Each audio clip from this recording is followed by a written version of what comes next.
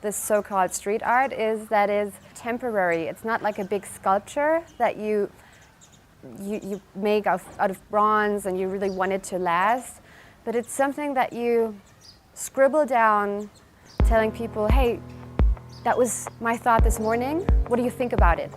And what you do is actually you start a dialogue.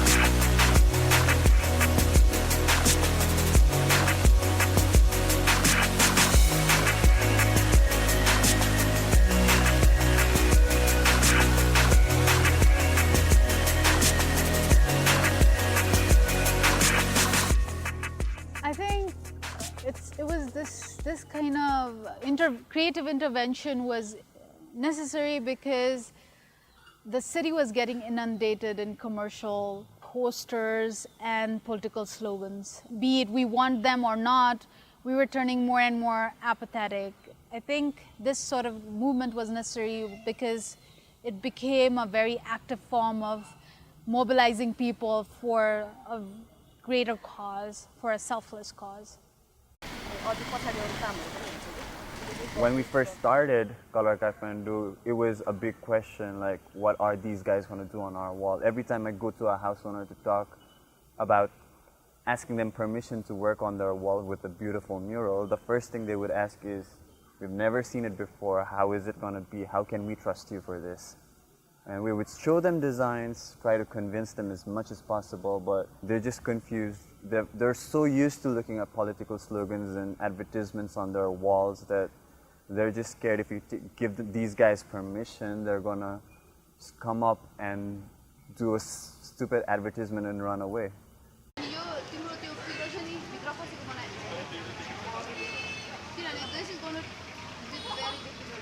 Let's say 50% of the artists really surprised us, because what we had in the sketchbook and what we had on the wall was totally different. I think they have been surprised themselves by their capability, because they have been so hidden and that were only limited to the books. However much I have had to argue with them, run after them, bang my head with them, I hope they feel that it is possible and there are people who love your work, and you have to continue drawing and doing things that you love.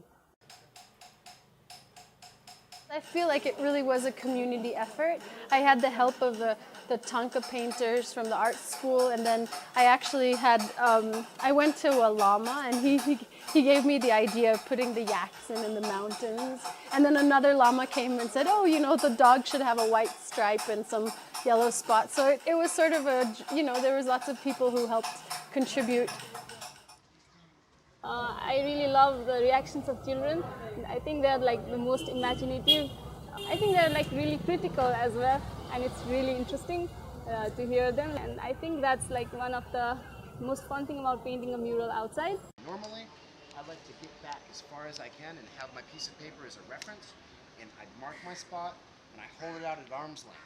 Street art, since we are very, very new, and what these international artists are bringing is experience, and they are so humble. They'll teach everything they know to the artists, and that's what we are trying to do. The local artists are trying to learn, so learning from the international artists, and also the international artists learning from the Nepali artists about our country. So that's what we are trying to do. The fact that I was in Patan, I think there's a lot of artists there, a lot of creative minds there, and they really showed such an innocent sense of curiosity towards my mural. There'd be points where I'd be painting and I'd just be so zoned into it, and I'd turn around and there'd just be a group of 25 people, and I'd just be oh my god. But there is no sense of judgment, just this beautiful curiosity, and I think that's what Nepal I don't know, it's like this bud, you know, like it's gonna just like, there's so much potential.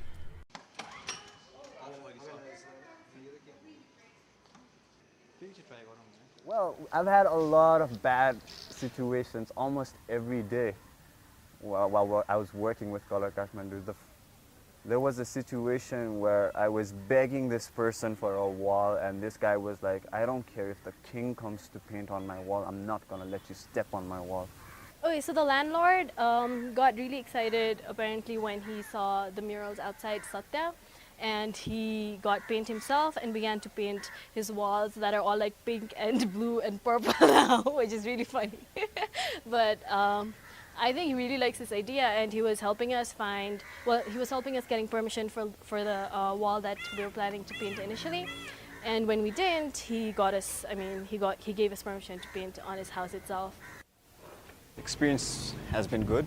People ask what it is all about and why I'm doing it. The why question is quite intriguing as well, and I don't actually have an answer for why I'm doing it. So each mural is changing the area. People are stopping, people are talking, people are like having conversation towards a mural. So it's like a park. Art is really personal, but the beauty is in sharing it, and Kolor Kathmandu, we did exactly that. honestly saying, when we first started Kolor Kathmandu, I was pretty confused about what a mural was, and now I am the person who's going around telling everyone what a mural is, and it feels good. It feels great. We've opened the doors and we've shown people, artists, non-artists, how you can do things, and hopefully this will continue. And so with that, though the project would end, the spirit of Kolor Kathmandu will still linger on for, I hope, for a very long time. I want to fill this city with my favorite colors. Want to scrawl on all its walls till every last brick is covered. My voice, my choice, my image, no others. I want to fill my city with colors. I want to paint you a piece of my beautiful mind. Pour out my passion and fill up the sky. Leave a part of myself forever written in time. I want to paint you a piece of my mind. I want to draw you inside of my wildest dreams, where walls melt away into violet streams, so you'll feel what I feel and see what I've seen. I want to draw you inside of my dreams. Gonna draw you inside of my dreams.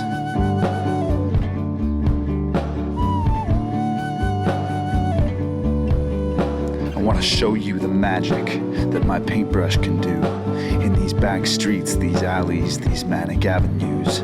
With my hands and my heart, my art, my truth, me and my people, we color Kathmandu. With my hands and my heart, my art and my truth. Me and my people, we color Kathmandu. Me and my people, we color Kathmandu. Me and my people, we color Kathmandu. Me and my people, we color Kathmandu.